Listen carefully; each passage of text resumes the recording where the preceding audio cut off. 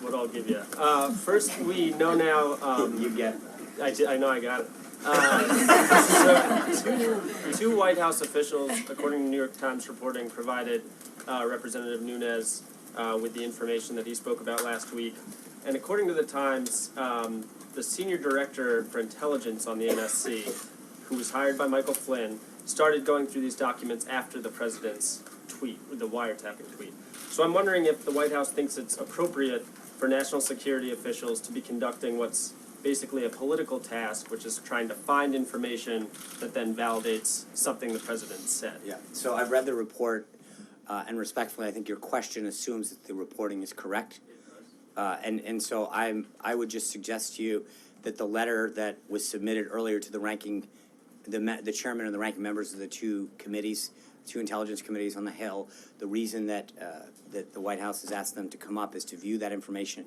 And again, I don't want to get in front of that. As I've said before, we are not as obsessed with the process as much as the substance, and I think that our goal is to make sure that the ranking members of both committees, as well as the chairman, see the information, the materials that are important to this, and then worry about the outcome at the end of this. And then on a different topic, with Ms. Walsh's departure today, are you expecting any more staffing shakeups in the West Wing?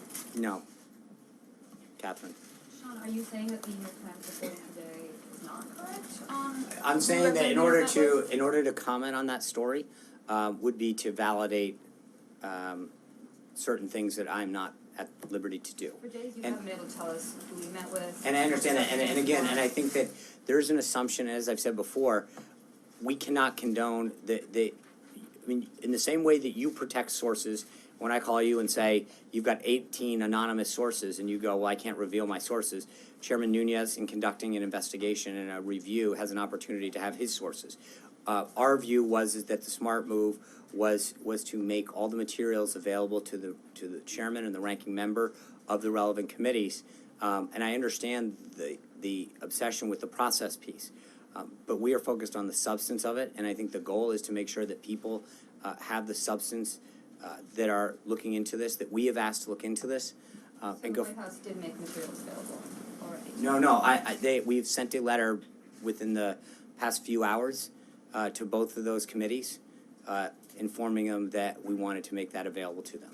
And what kind of message do you think this sends to people watching this? I mean, I think it sends a message that we want them to look into this, that I think that as we have maintained from all along, that I think there's a belief that the president has maintained that there was surveillance that occurred during the 2016 election that was improper, and that we want people to look into this and take the appropriate legal responsible steps to both understand it and then address it.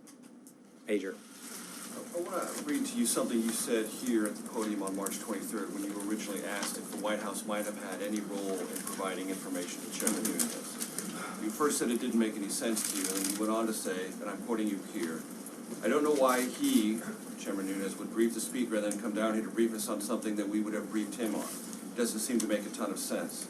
So I'm not aware of it, but it doesn't really pass the smell test.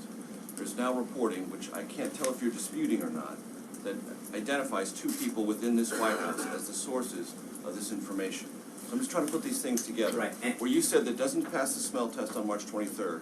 Now there's reporting Well, that suggests it is again, within the White House that they were the sources of this. I'm just trying to put those two things together. Right, so number one, the first quote that you're reading, if you actually go back, I was responding to, I was very clear that I said, based on what Chairman Nunes has said, I believe the following doesn't make sense. Accepting that. So I'm that's gathering an that you've learned part of something new since then. So please tell us what right, and you've again, learned. because again, Major, I've commented on this both yesterday and today, that your obsession with who talked to whom and when is not the answer here. It should be the substance. In the same way that when you guys print a story with 18 anonymous sources, your obsession is the substance. It seems now that you continue to look at it from a backwards prism, which is, you know, what happened, who drove in what gate, who did they meet with, what were they wearing that day, as opposed to what's the underlying substance of this. Did something happen in the 2016 election? Did leaks occur? We are not going to engage actively in that kind of leaking that has been a problem. In fact, if you look at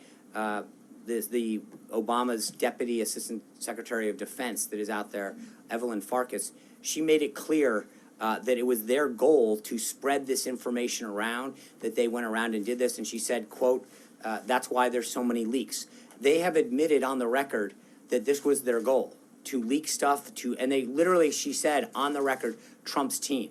There are serious questions out there about what happened and why and who did it. And I think that's really where our focus is in making sure that that information gets out. But can't the process, from your vantage point, validate the importance of the substance? Well, I think there's a review that we've asked for probably You for. told us that you're willing to look into and ask And I am. questions about the process and provide us answers. And That's all I'm no, trying to go I through. don't, please don't put words in my mouth. I never said I would provide you answers. I said we would look into it.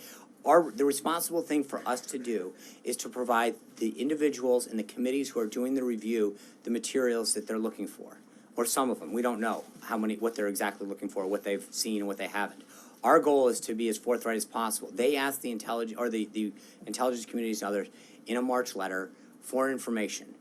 We are willing to provide them with the information that we have, the materials that we have come across. And I think that is an important step. Again, it is not, our obligation is to make sure that a review is done both in the House and the Senate, as we asked for a few weeks ago, not to make sure that we illegally leak out information to you. And when you say we have information, are you disputing the reports in the New York Times? I'm not commenting on the reports, Major. I just got asked the same But question. You're saying we, so I'm just No, trying no, to find no. out their I'm names saying, of no, people who we, work for the meaning the NSC, White House, who work at is this not, White House, is not who've going been to start named now confirming. publicly for the first time. I get it. We are not going to start commenting on one-off anonymous sources that publications publish. If it were wrong, would you tell us? I'm not gonna get into it. As I've just said, I get it how many times you can ask the same question. Hunter. Thank you, Sean. I have two questions. The first